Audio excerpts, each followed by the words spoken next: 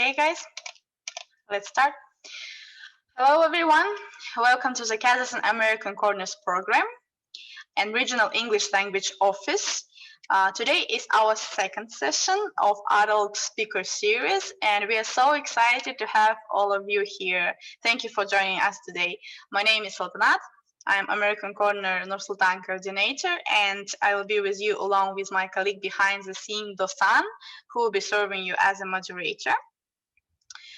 So today, like I said before, is our second session in our speaker series, and we will talk about from the Golden State to the Sunshine State, a near 5,000 kilometers journey. Which session from this list you are most excited about? Please let us know in the comment, just right here, what you want to know in the future, which exactly series, which session.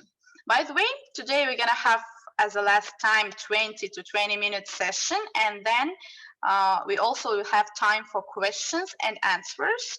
It means that we are expecting you to be very active. Just leave your comments and question in the chat below. Ask all of the questions, and then I guess our discussion will be more interesting. Now, again, I would like to remind you some of our rules. For a stable connection, turn off your microphone when you're not using it, please. If you have any question, like I said before, you can ask them. Don't be shy, be active. And this meeting is being recorded. It will be available on your YouTube channel. By the way, we have the recording from the first session already in our YouTube. You can see it right here. Attend at least 3 out of 5 sessions, and you will receive an official certificate. That's all. Now I'd like to hand you over to our virtual English language fellow from U.S. Department of State program in Nur-Sultan, Mr. August Garnsey. Welcome, August. We're happy to have you here with us. All right.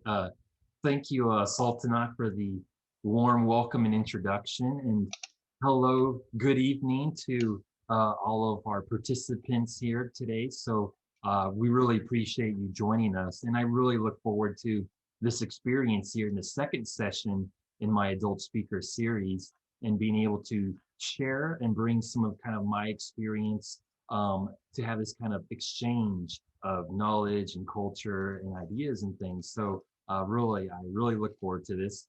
So let me go ahead and I'm going to share my screen and we'll get into our presentation. And like Sultanat said, we will have the Q&A after. So please, put all your questions into the chat during the time. You don't need to wait till the end to put your questions into the chat. Put your questions into the chat while I'm speaking, okay? All right, everyone.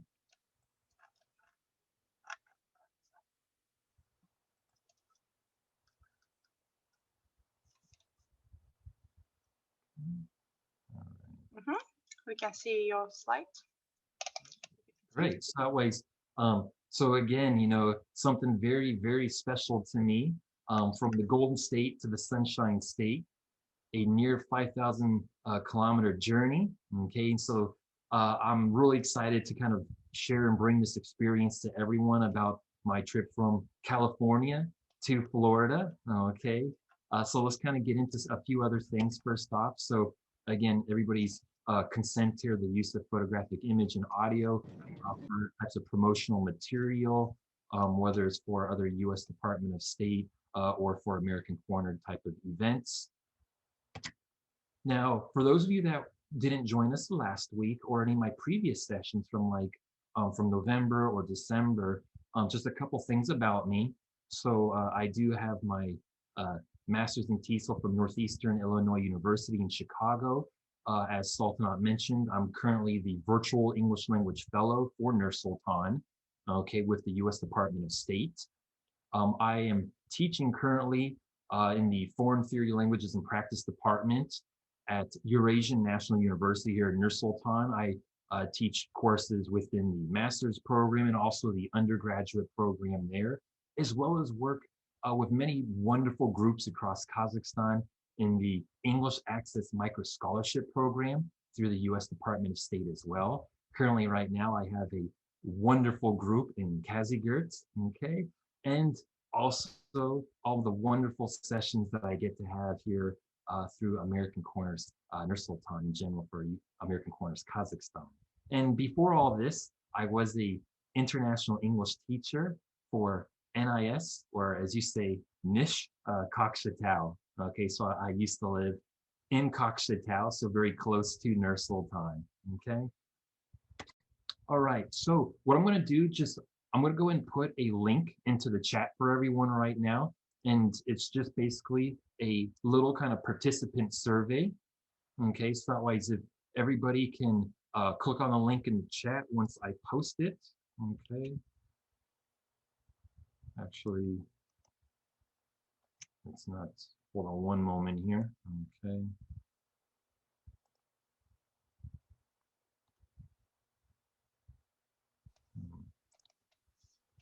There we go. I know for some reason it wasn't working in the chat.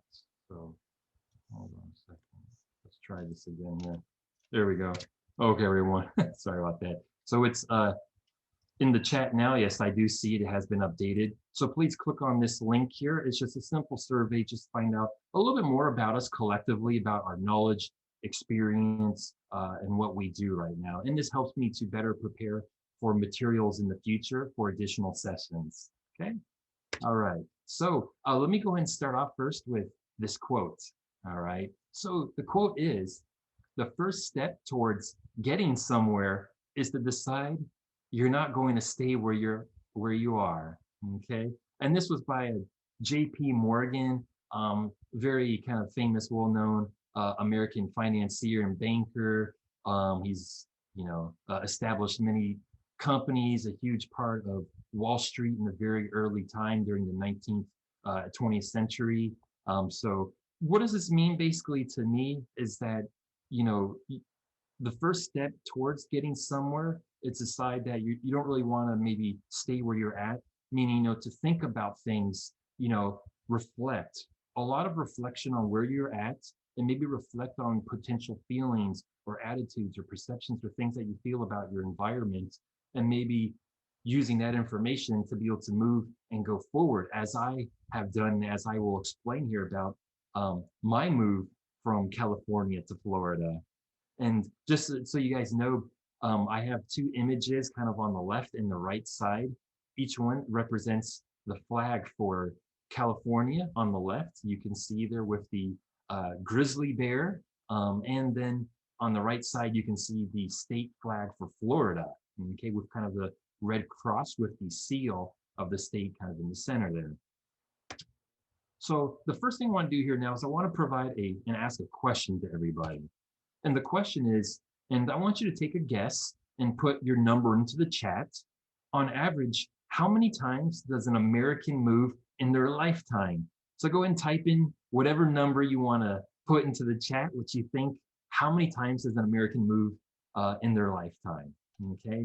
Okay, let's see. Let's take a look here. Sure. We have some answers already. Mm-hmm. I have same number 5. What about 5? 40. What's the difference? 10. I know 100% 10 hours with San Francisco, for example, because I have been there to San Francisco. It was 10 hours. We went. Thank you, Larissa. And left.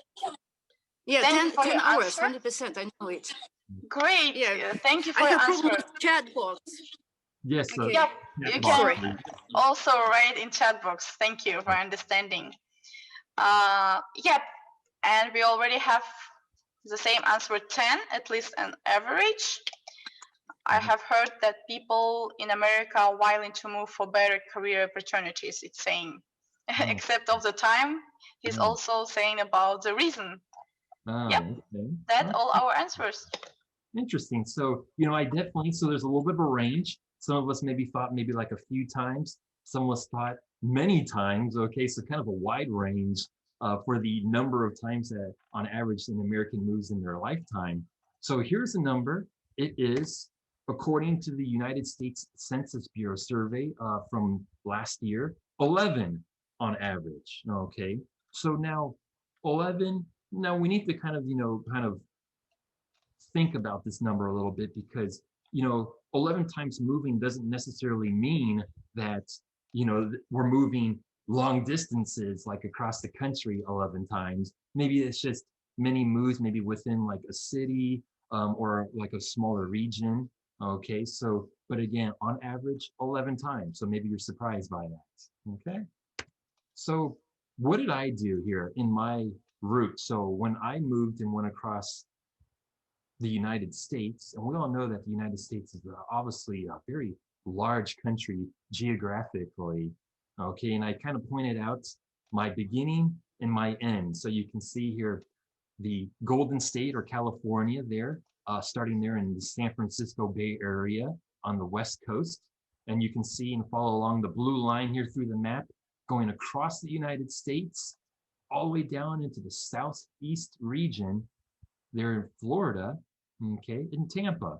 Okay, so that is the route, just so you can kind of visualize as I kind of bring you through this journey state by state and kind of share some of my thoughts and experiences and things that I saw. That way you'll kind of know kind of in your mind where I'm traveling, where I'm going, okay? Now, to give it just a little bit more of some international perspective, I don't know actually if this is really to scale accurately, let's say, but you can kind of maybe just, you know, we'll kind of compare a little bit. So just think, you know, it's like what, driving from Nur Sultan to maybe Turkey, you know, okay, or driving from Nur Sultan to the Ukraine.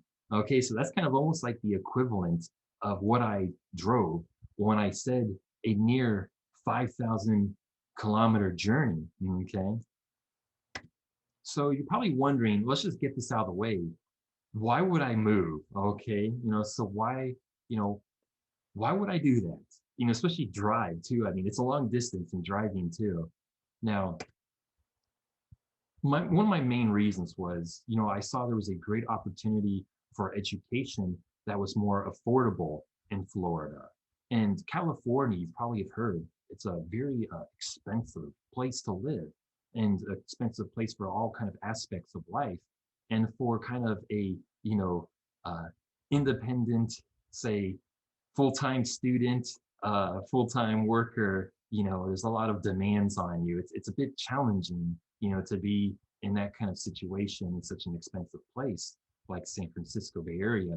So, you know, there was that reason. And also, you know, my parents had moved to the Sunshine State to Florida kind of earlier in the year during the springtime, you know, so they sent me a lot of information, communicated a lot about what was going on in Florida. And, you know, honestly, I really just wanted to try something new to be able to go outside of my comfort zone. You know, that's one of the things that, you know, for some of us, it may be kind of difficult in our lives is, you know, we become kind of comfortable, kind of complacent, which means like you're okay with like the way things are. You're not really interested in change. You know, just being kind of okay is fine with us. Okay. Now, the facts about my drive, because you're probably wondering first off, just kind of like, wow, you know, you're still trying to, you know, you saw the map, it's a long distance to drive, you know, and here's kind of some information about the drive in a nutshell. Okay, so straight drive was about 3,100 miles. So if we convert that, it's about almost 5,000 kilometers. I spent a total of 12 days driving and sightseeing. And you're probably wondering, wow, like 12 days in the car, that's a real long time. How did you manage that?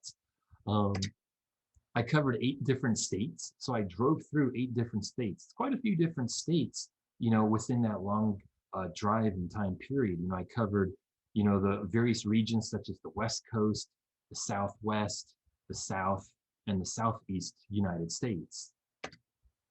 It was during peak summer. We're talking about July, and we are talking about hot. And especially the regions that I went are some of the hottest in the world, okay? Average temps during my 12 days driving typically between 37 degrees Celsius and 40 degrees Celsius. And that's like day and night, you know? So very, very hot outside during this time of the year.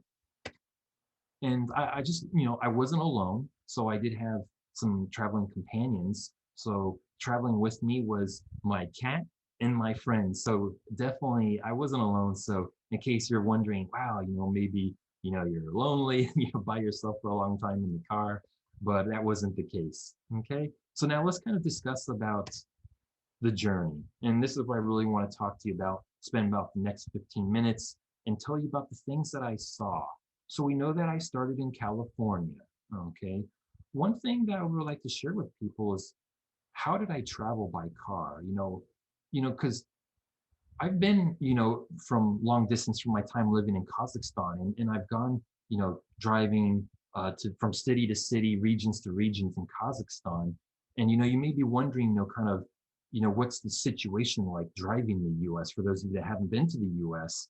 And we have a very nice, what we call an interstate system. These are major kind of national federal roads that kind of link states. You can drive from one state to another state, so different regions of the US by what's known as the interstate system. They have numbers, okay? So even numbers would mean driving from like east to west, okay? So think like going, from like right to left, across the country.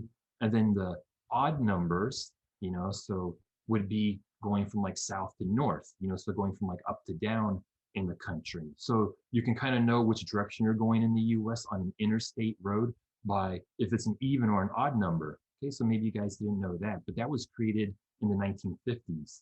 And it's our major method of transportation, of moving from state to state. And it's why, a lot of Americans drive a lot, because maybe to people in Kazakhstan, you kind of wonder why do maybe Americans you've heard drive so much or such long distances. And it's fairly easy and it's comfortable in the US. Now in California, the things that I saw, things that I want to share that maybe you're not really aware of, because everybody's heard of like Los Angeles and Hollywood and things like that. But but my drive took me through the Central Valley of California. And maybe for those of you that are interested or know maybe about agriculture, okay, the Central Valley of California produces more than half of all the fruits, vegetables, nuts for the entire US. This is one of the most important agriculture spots in the entire world. So I drove through that, and that's where I started my journey for quite a few hours. Now, another area of California towards the end before leaving was the Mojave Desert. It's a huge desert. Potentially, maybe some of you may have heard of Death Valley. We have Death Valley National Monument there in the Mojave Desert in the southern part of California. And it is the hottest place there in North America. And it's one of like the hottest places in the entire world, comparable to like the Saharan Desert in Africa or parts of the Middle East. The hottest recorded temperature in Death Valley was 57 degrees Celsius. Try walking around in that weather. I don't think you can. And some of the main cities I traveled through in California were Fresno, Bakersfield, and Barstow. Okay, and it took me a couple days to get through California because it's very large. Now, leaving California and entering into the next state, which was Arizona. Okay, so now in Arizona, real beautiful kind of desert-like place. Everybody probably has heard of the Grand Canyon. I went to the Grand Canyon National Park, and you can kind of see in this picture here what I saw. Really, everybody's heard of it, and they know that it's great, but you really just can't really get a feel for the Grand Canyon, its greatness, until you actually go there. And then when you go there, it really will just kind of take your breath away.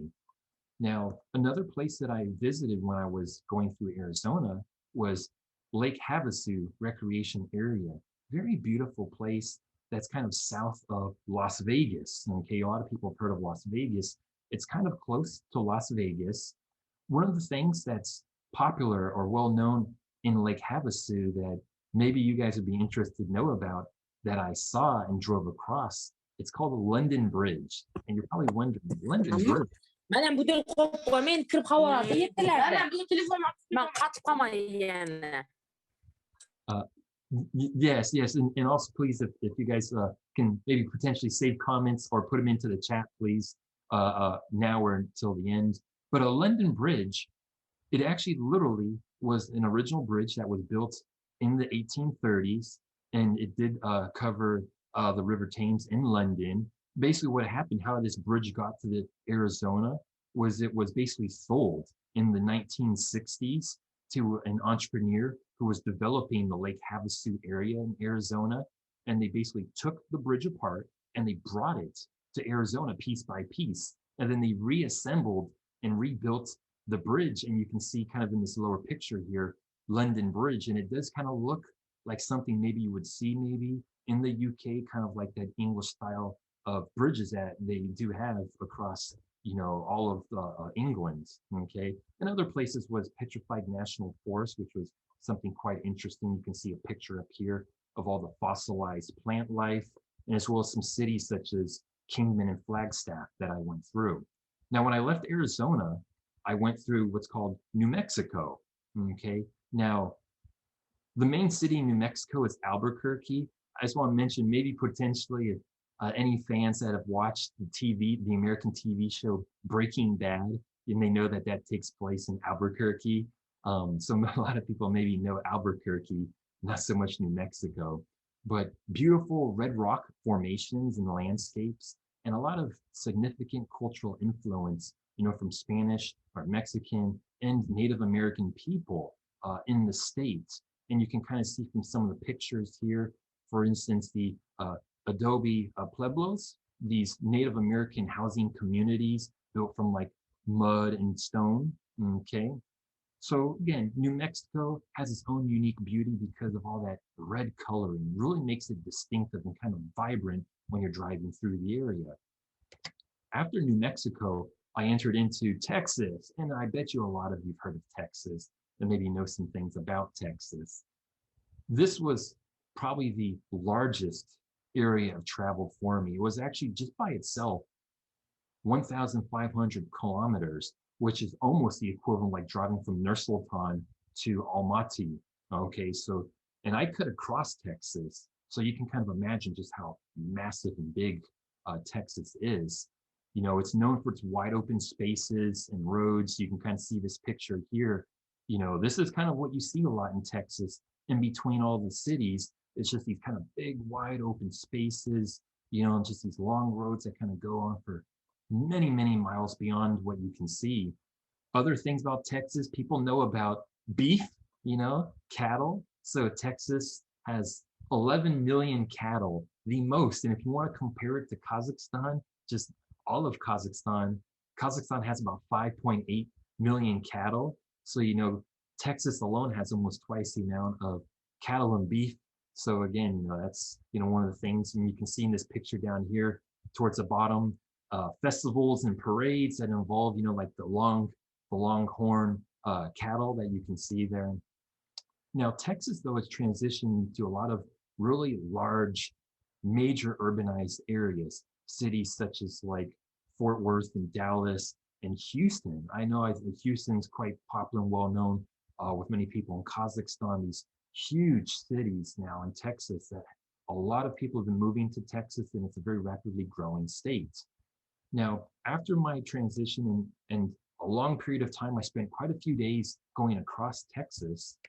I moved into Louisiana, okay? And you can kind of see from the welcome sign for Louisiana that it's also in what?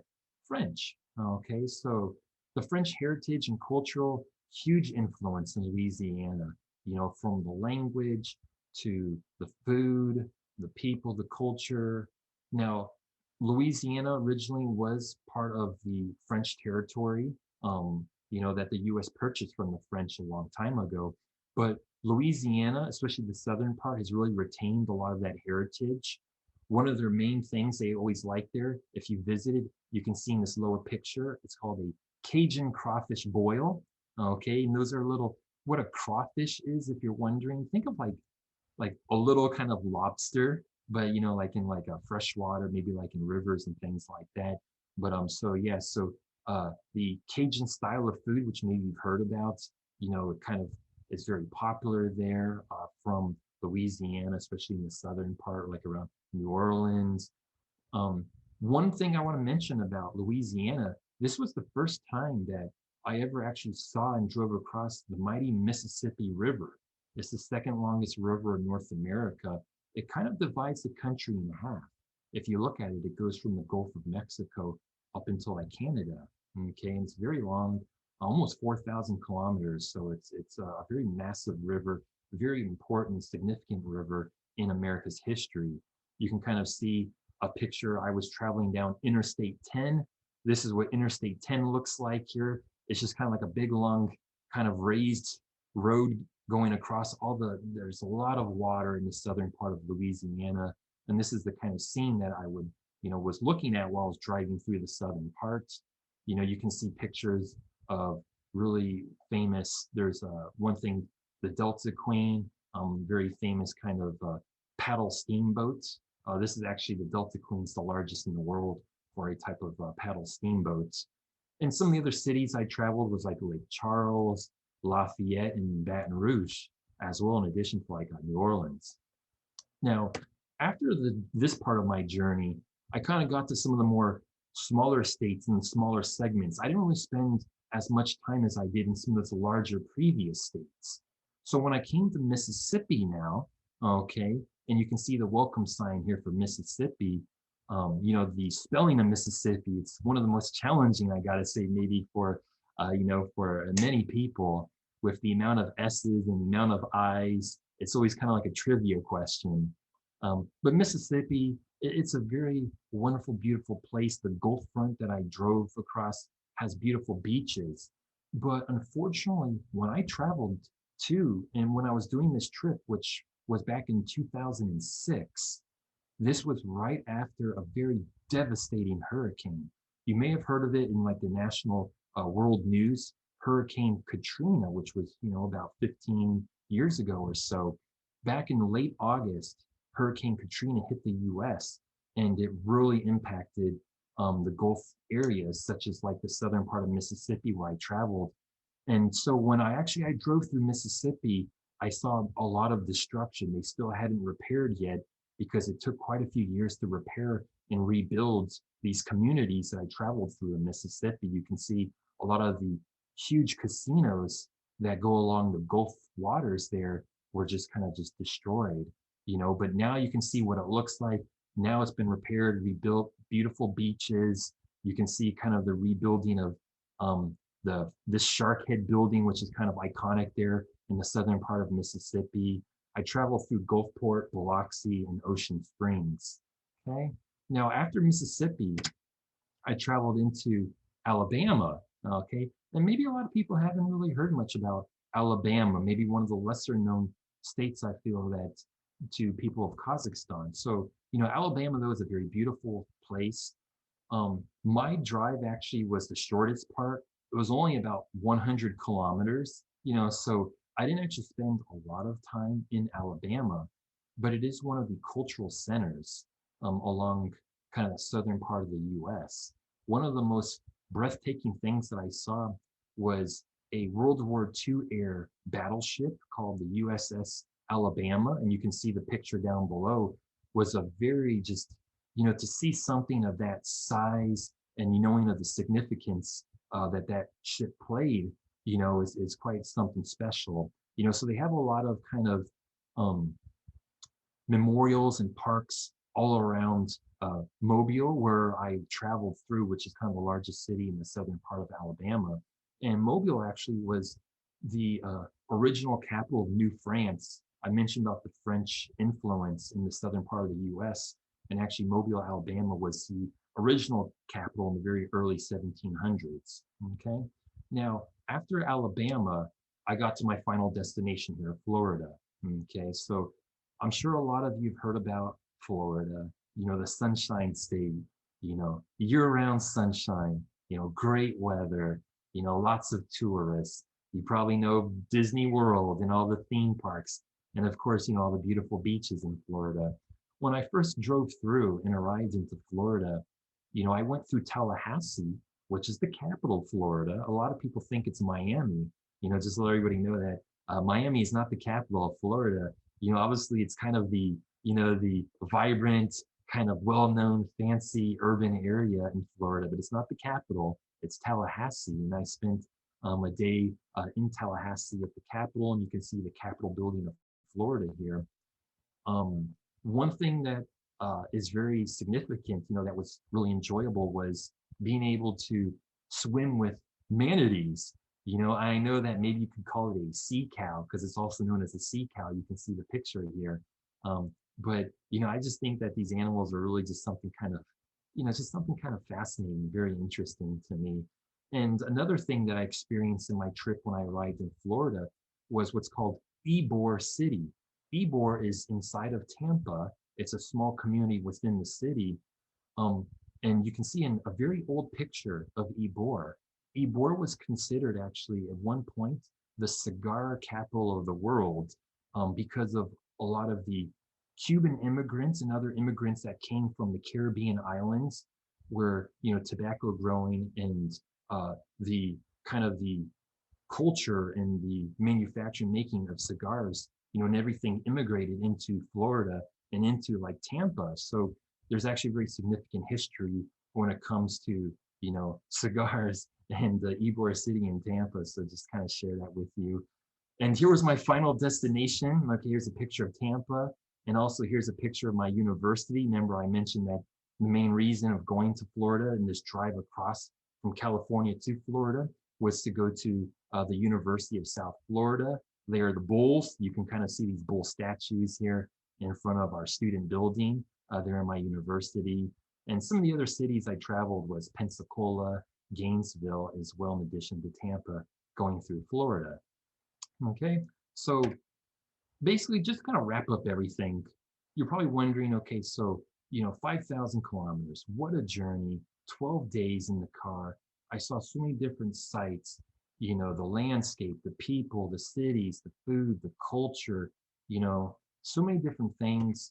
And really, to kind of like summarize things, I have driven through 25 states at this point. So we're talking about half of the states that make up the US, okay? The rest of my life, I hope to travel to the remaining 25 states. I hope that at some point in my life, I can say I've been to all 50 states. And I've also driven to Mexico, Canada, and I've also driven through Europe as well too. And so that was an impact, is wanting to drive in other places. And an appreciation for the diversity of each state within the US. And as well as since, this was like my first major road trip that I took, I've actually begun to prefer to drive now. Okay, after that, I've always really wanted to drive. And, I really enjoy actually visiting small towns as opposed to, the large urban areas. I like to experience new and kind of different things that you normally wouldn't experience if you were flying across the United States. When you drive, you have that opportunity to experience, local communities. The scenic drives were amazing. Okay, driving along the Gulf Coast, which is absolutely beautiful.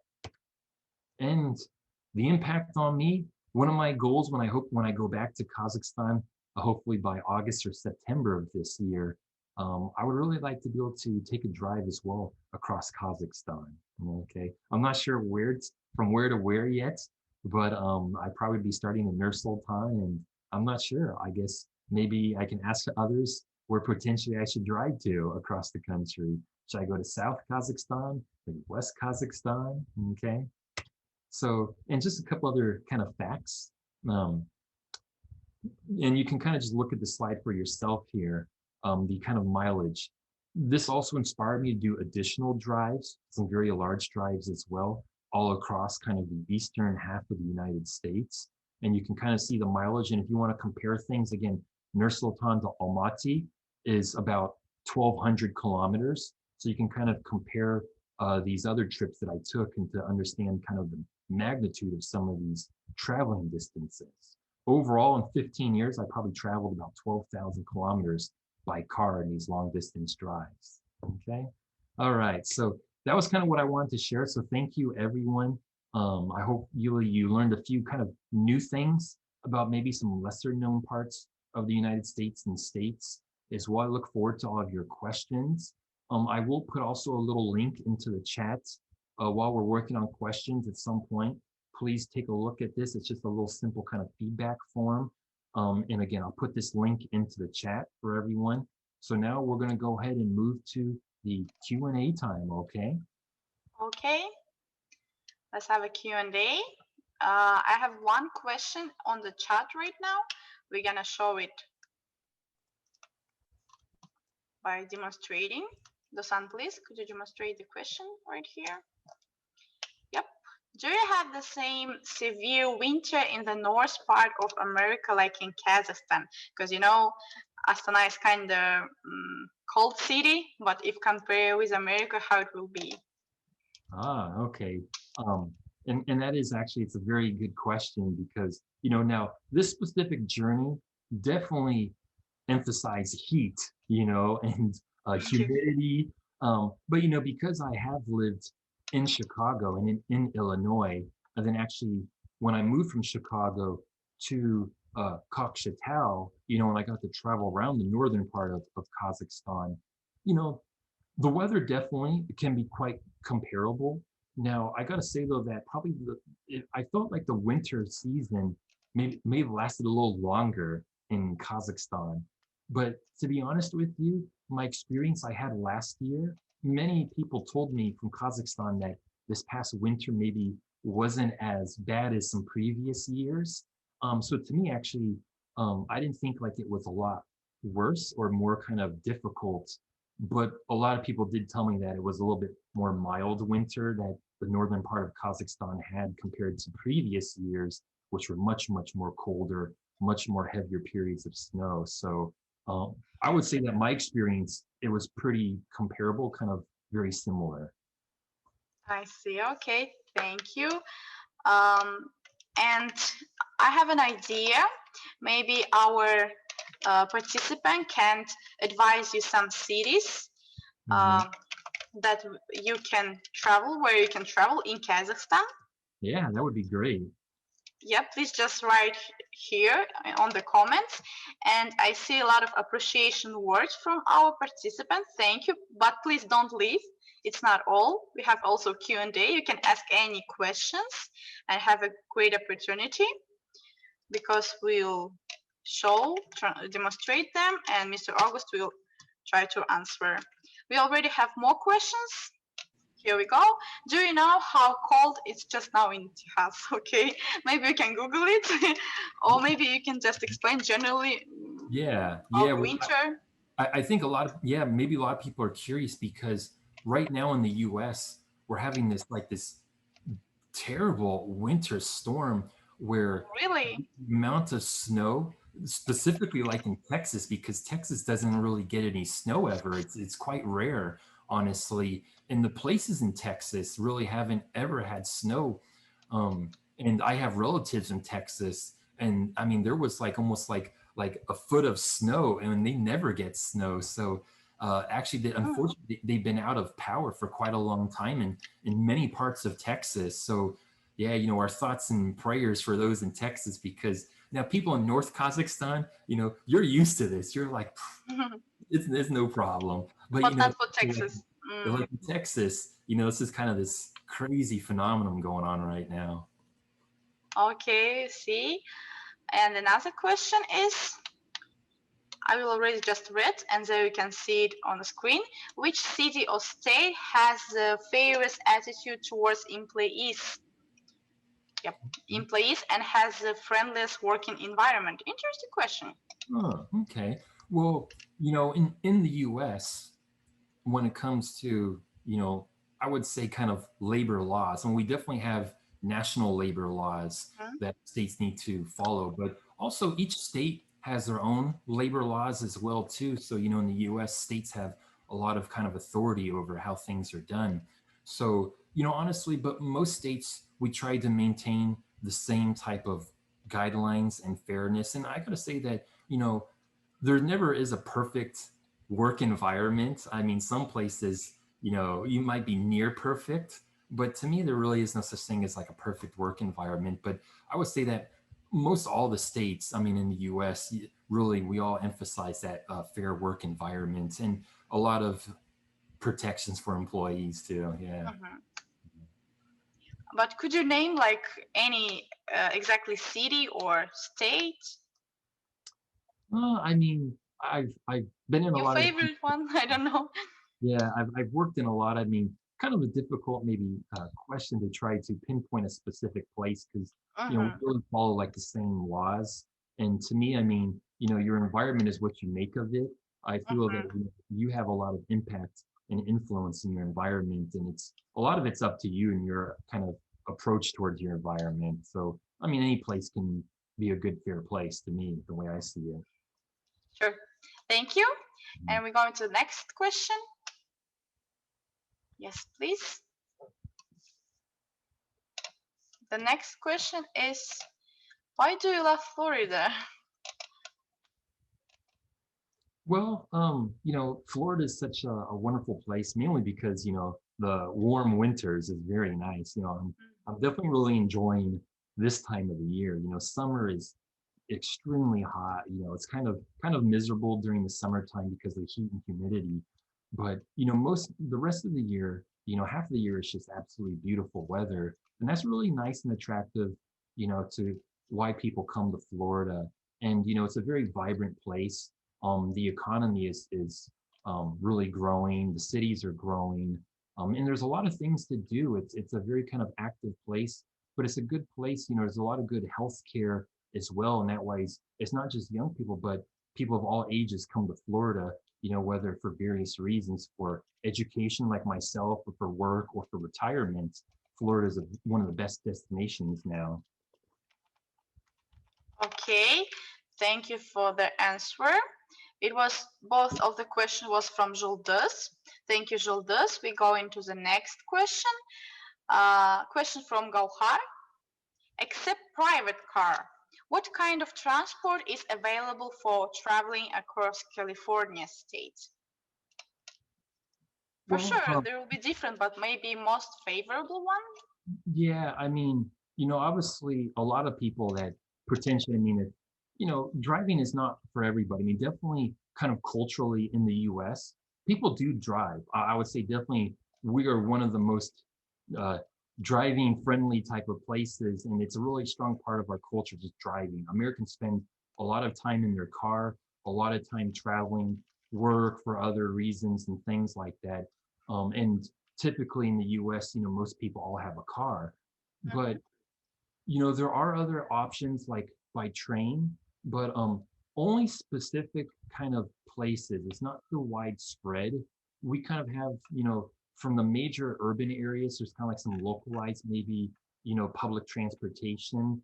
But it's not so common or popular now for like buses and for trains nowadays to travel. And sometimes it can be kind of expensive, to be honest with you, traveling, you know, by train or by bus compared to what it costs. People think, you know, gas is like really expensive, but again, you know, it's compared to like Europe, you know, gas in the US, the costs are a lot less.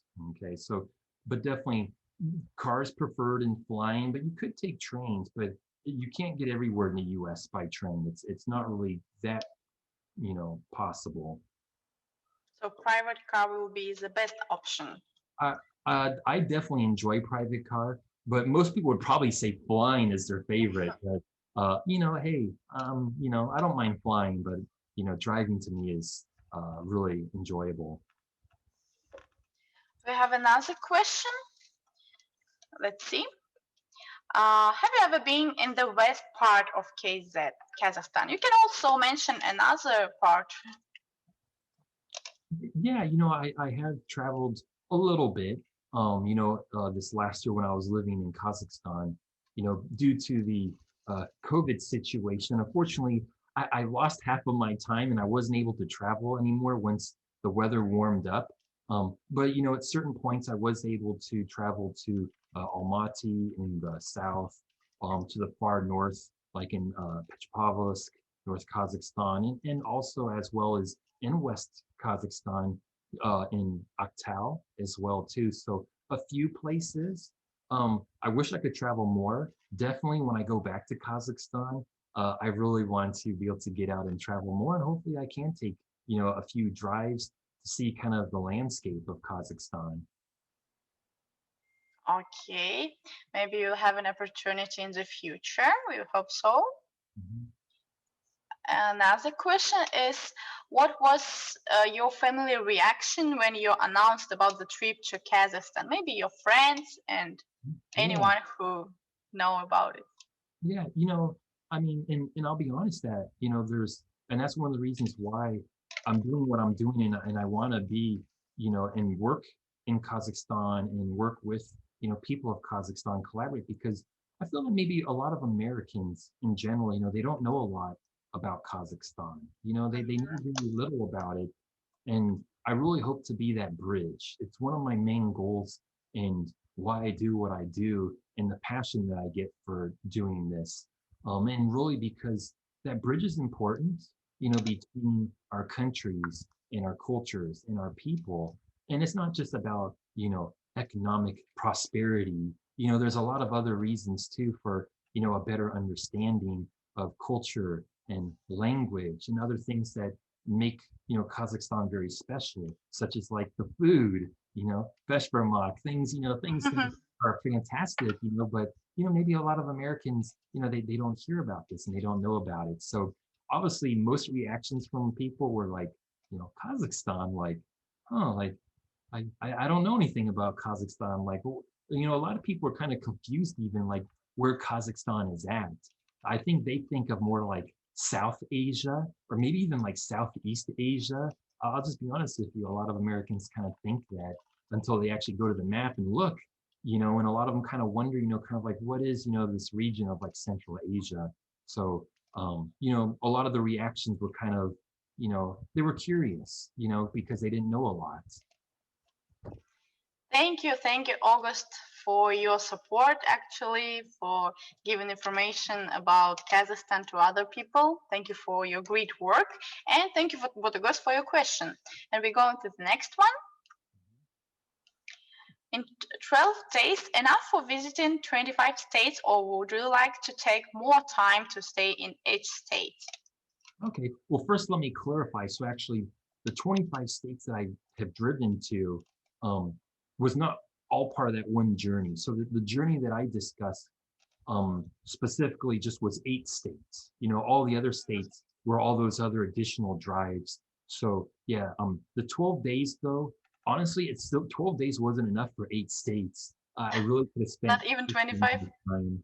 I really could have, spent twice the amount of time looking at things. Some parts I just kind of drove through kind of quickly and didn't spend a lot of time. So honestly, I really wish I could have spent about 2 to 3 days each in each state that I was in. Okay, Marjan, this is our answer. And we go into the next question.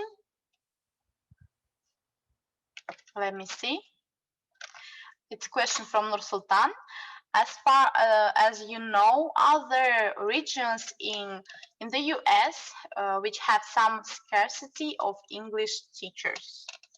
Okay. Well, actually, English as a second language, okay, because in the US, we use that term, that kind of acronym of ESL. So, ESL teachers, there's a huge demand. I mean, honestly, every state in the US really has a strong demand, for qualified, English language teachers, okay? Now, obviously a lot of it, a lot of the demand comes from, from all the immigration, from Spanish-speaking immigrants into the U.S. But just in general, for this field, there is a huge demand. I mean, honestly, there really isn't one state that has. I mean, obviously, the larger the state and the more the people, the more the demand. But there's a lot of smaller states that also have strong demand. But, major cities like I was in, like Chicago, obviously a huge demand for ESL teachers. Places like Florida. Florida has a lot of people from a lot of different countries. So, Florida has huge demands for ESL teachers as well. So if you're interested in trying to come to the US, there is definitely a lot of opportunity, in as an ESL instructor. Yep. Thank you, August. And thank you, Nur Sultan, for your question also. Another next question is from Damir. When you listen about Kazakhstan the first time? Wow. Well, in my, I would probably say when I went to Chicago, when I was living in Chicago for like about 5 years.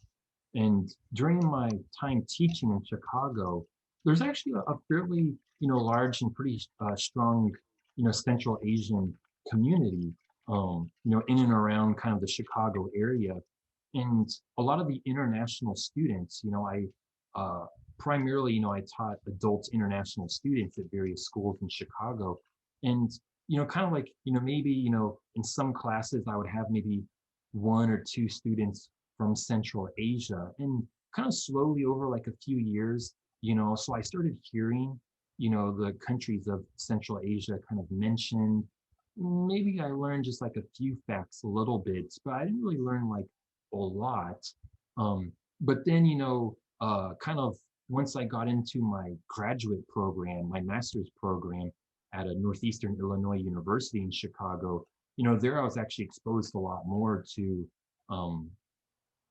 to specifically Kazakhstan. Now, actually, there was an international student in my master's program for TESOL.